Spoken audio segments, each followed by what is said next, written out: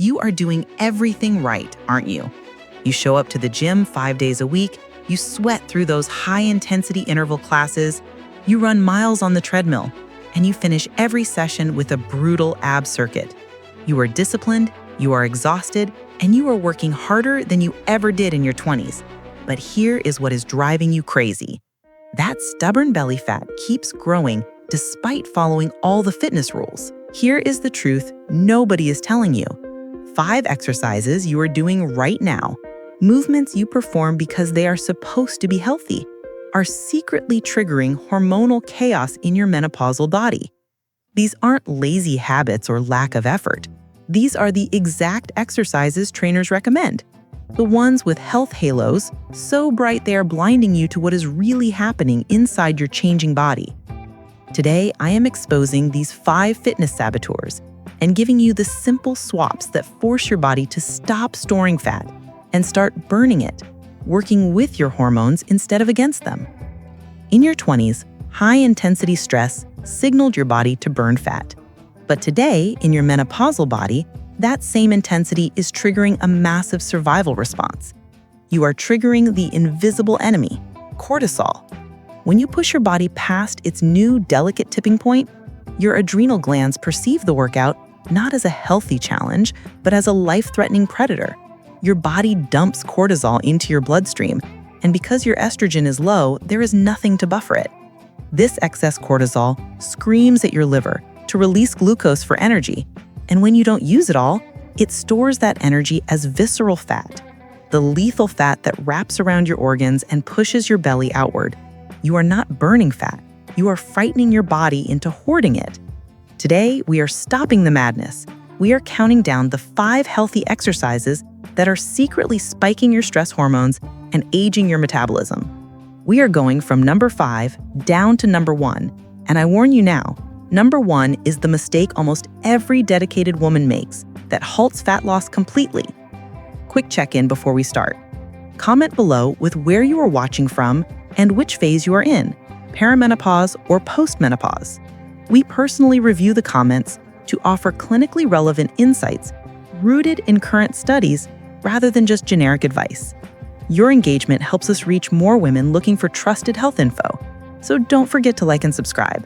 Let's dive in. To kick things off, we need to address a conflict between popular belief and clinical reality. A 2023 meta-analysis published in the Journal of Sports Sciences confirms that localized abdominal training has negligible effects on reducing visceral adiposity. Furthermore, biomechanics guidelines from the Mayo Clinic suggest that for women in midlife, managing intra-abdominal pressure is actually more critical than muscle isolation. Yet this contradicts the most common frustration I hear, the lower belly pooch that won't go away. You are likely finishing every workout with hundreds of crunches, sit-ups, or bicycle kicks, believing that if you just feel the burn, the fat will melt. This is the spot reduction myth, and it is a lie.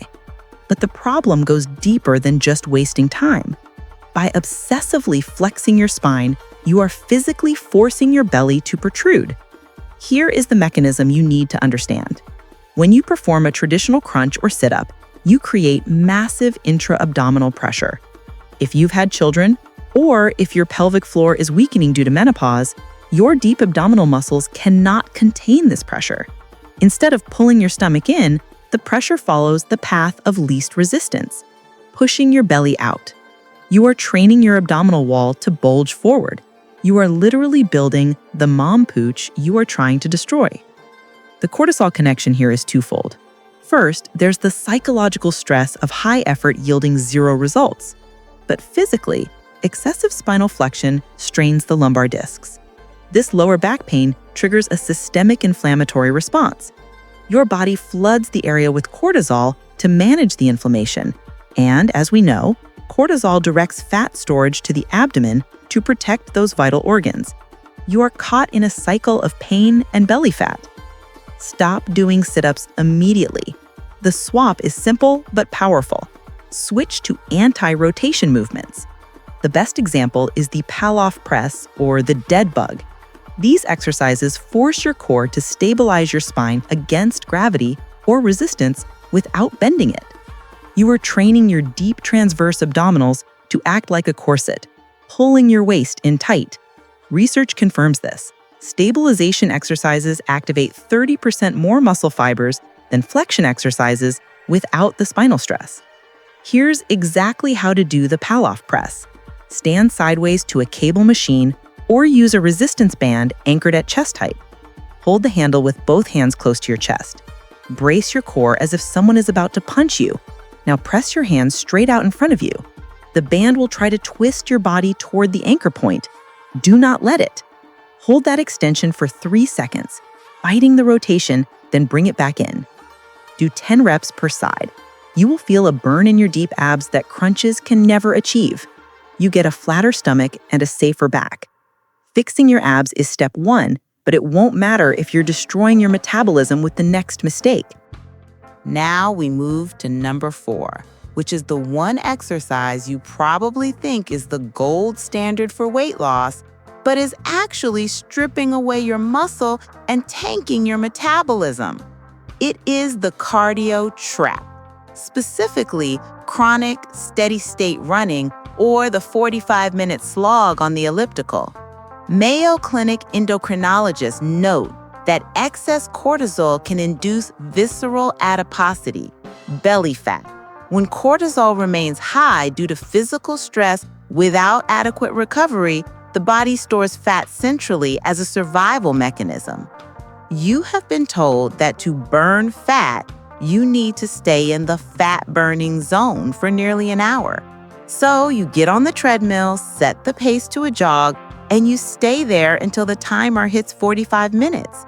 You leave the gym drenched in sweat, feeling accomplished. But inside your body, a metabolic disaster is unfolding. This is called chronic cardio.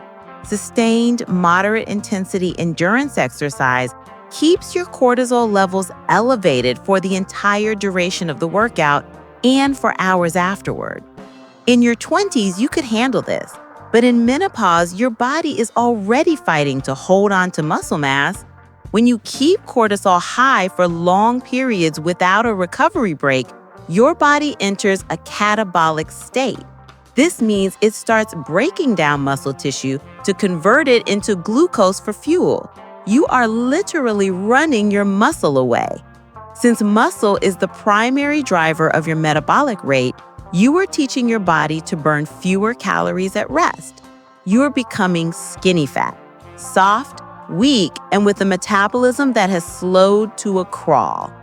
Research shows that endurance athletes often have higher resting cortisol levels than sedentary individuals. For a menopausal woman, this is the kiss of death for fat loss. You are trading your precious muscle for stubborn belly fat. You must stop the long-distance grind. The swap is the 20-minute power walk with incline intervals. Instead of running flat for 45 minutes, walk at a steep incline for 3 minutes, then recover for 2. Repeat this for just 20 minutes. This works because it stimulates human growth hormone. The short bursts of effort signal your body to build muscle and burn fat, while the recovery periods prevent cortisol from taking over. You get the heart health benefits without the stress hormone spike. Here is the protocol. Set the treadmill incline to 10 or 12. Walk at a speed where you can talk, but you would rather not. Do this for 3 minutes. Then lower the incline to 0 for 2 minutes to recover. Repeat 4 times. You are done in 20 minutes and you have preserved your muscle while spiking your metabolism. You've stopped running your metabolism into the ground, but now we must address the exercise you think is anti-aging, but is actually causing massive systemic inflammation. Before we get into number 3, I want to mention, we spend hours digging through clinical studies and medical journals to make sure this content is safe and science-backed for you. If you value getting evidence-based advice over just trends, please hit the like button. It signals the YouTube algorithm to prioritize reliable health info and helps us reach more women navigating this journey. We are getting closer to the root of the problem. But first, we must tackle number 3. A 2022 position statement from the Menopause Society highlights that joint pain is one of the most debilitating symptoms of the menopause transition, often linked directly to declining estrogen levels in connective tissue. Yet the fitness industry ignores this. This is the exercise style that exploded in popularity over the last decade, and while it works wonders for 20-year-old athletes, it is absolute poison for your menopausal joints and hormones. I am talking about the intensity trap, specifically high-impact plyometrics. You know exactly what I mean. It's the box jumps, the burpees, the jumping lunges, and the explosive squat jumps that your boot camp instructor screams at you to finish. You push through the pain because you've been brainwashed by the no pain, no gain mentality. You think you're toughening up your body, but physiologically, you're breaking it down faster than it can repair itself. Here is the mechanism you're ignoring. Estrogen is a natural anti-inflammatory and a lubricant for your joints. As your estrogen levels plummet during perimenopause and menopause, your collagen production slows down. Your tendons become stiffer, and your joints lose that protective cushion. When you slam your body weight onto a hard floor repeatedly, you are creating thousands of micro-traumas in your knees, hips, and lower back. You might feel like a warrior in the moment, but the next morning you wake up stiff, swollen, and heavier. This isn't just fluid retention, it is a systemic alarm bell. This leads directly to the cortisol connection. Pain is a massive stressor. When your joints are inflamed, your body perceives a physical threat. To manage this systemic inflammation, your adrenal glands pump out cortisol. It's a vicious cycle. You jump to lose weight, the impact causes inflammation, the inflammation spikes cortisol, and the cortisol tells your body to store fat around your middle to protect your vital organs during this injury state. You are literally jumping your way into a bigger belly. Stop the jumping immediately. You do not need impact to get fit. You need power. The swap is low-impact power movements. Instead of a box jump, do a kettlebell swing. Instead of a jump squat, do a rapid step up. These moves force you to move weight quickly, engaging those crucial fast-twitch muscle fibers that decline with age, but your feet never leave the ground. Stick with me until the very end. I'm going to condense all these studies into a clear, step-by-step protocol you can actually use. You'll walk away with a safe, modified roadmap for your health that takes the confusion out of the science. Here is how to execute the perfect kettlebell swing. Stand with feet wider than shoulder width, hinge at your hips, do not squat, and let the bell swing back between your legs. Then snap your hips forward aggressively, squeezing your glutes to float the bell up to chest height. Your arms are just ropes. The power comes from your hips. This movement spikes your heart rate and builds explosive power without a single ounce of impact on your knees. You get the heart health benefits without the stress hormone spike. Saving your joints is critical, but number 2 is about saving your muscle. If you do this next lift wrong, you are just asking for a catastrophic injury. This brings us to number 2, where we must correct a major misunderstanding about how muscle is actually built. A 2022 study in the Journal of Physiology confirms that for women over 40, mechanical tension is far more effective for preventing sarcopenia than simply lifting heavy loads. Yet most people do the opposite. This is the mistake that happens when you finally decide to pick up weights, which you absolutely should, but you do it with the wrong mindset. You walk into the gym, grab the heaviest dumbbells you can hold, and you start swinging them. You use momentum to curl, you arch your back to press, or you lock yourself into a machine that forces your body into an unnatural range of motion. You are chasing a number on the side of the dumbbell, not the effect on the muscle. You are cheating the movement and cheating your results. The mechanism here is dangerous. When you lift a weight that is too heavy for your muscles to control, your body recruits your tendons and ligaments to take the load. This is ego lifting. It spikes your blood pressure and forces your body into a state of panic. You are not stimulating the muscle belly. You are tearing at the connective tissue. This physical stress of moving a load you cannot control forces a massive sympathetic nervous system response, the classic fight or flight mode. Your brain screams danger, and once again, cortisol floods your system to mobilize energy for the fight. But since you aren't fighting a tiger, that mobilized energy has nowhere to go but back into your visceral fat stores. You are stressing your body out, risking a torn rotator cuff and getting zero metabolic benefit because the muscle wasn't under tension long enough to grow. The swap is the time under tension rule. Leave your ego at the door. Pick a weight that is lighter, one you can control perfectly. Then slow it down. Take exactly 3 seconds to lower the weight. Pause for 1 second at the bottom and take 1 second to lift it. Research confirms this. This mechanical tension signals muscle growth without the systemic stress of max effort lifting. Let's apply this to a simple chest press. Lie on your back with dumbbells. Press them up. Now fight gravity on the way down. Count it out loud. 1001, 1002, 1003. Feel the stretch across your chest. Pause, then press up explosively. That slow, eccentric phase causes micro tears in the muscle fiber that stimulate repair and growth. But because the load is controlled, your nervous system remains calm. You will feel a burn deeper than any heavy lift ever gave you. And that burn is the signal that your hormones are finally working for you, not against you. Now you are lifting smarter. But none of this, absolutely none of it will work if you are guilty of number one. This is the mistake that ruins everything. We have arrived at number one. This is the single most destructive lie in the fitness industry, and it contradicts established clinical data. A 2021 study published in the Journal of Clinical Endocrinology and Metabolism demonstrates that chronic sleep restriction and lack of physical recovery in midlife women leads to significantly elevated cortisol levels, which directly correlates to increased visceral abdominal fat. You believe that if you miss a day, you will lose your progress. You believe that rest is for the lazy, so you grind 7 days a week. You are doing something intense.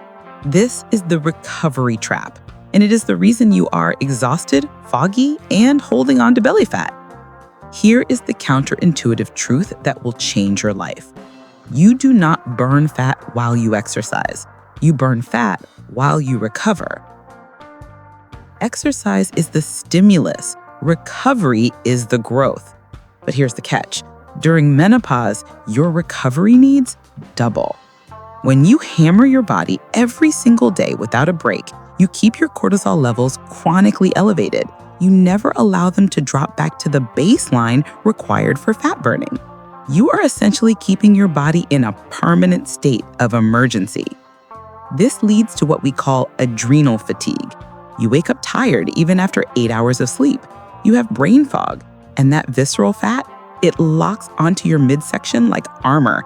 You are working yourself into a metabolic grave. You must stop the 7-day grind.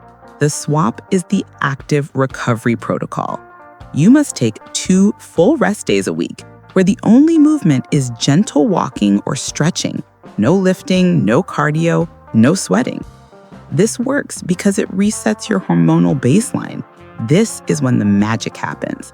On these days, your cortisol finally drops, your growth hormone rises, and your body finally feels safe enough to release the stored energy it has been hoarding.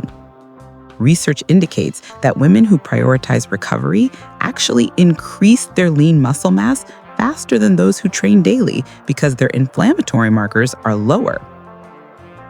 Before you click away, I want you to take a mental screenshot of this whiteboard. This is your roadmap out of the frustration loop. Look at the big picture here. We started over here at number 5, replacing those belly bulging crunches with anti-rotation movements. Think of that corset effect we talked about. Then we moved to number 4 and number 3, escaping the cardio and intensity traps. Notice the pattern here? We stopped running our muscle away and stopped jumping our joints into inflammation. We swapped them for power walking and low-impact power to spike growth hormone, not cortisol. Up here at number 2, we dropped the ego. We swapped momentum for time under tension, creating distinct signals for muscle growth without the panic. And finally, number 1, the foundation of it all.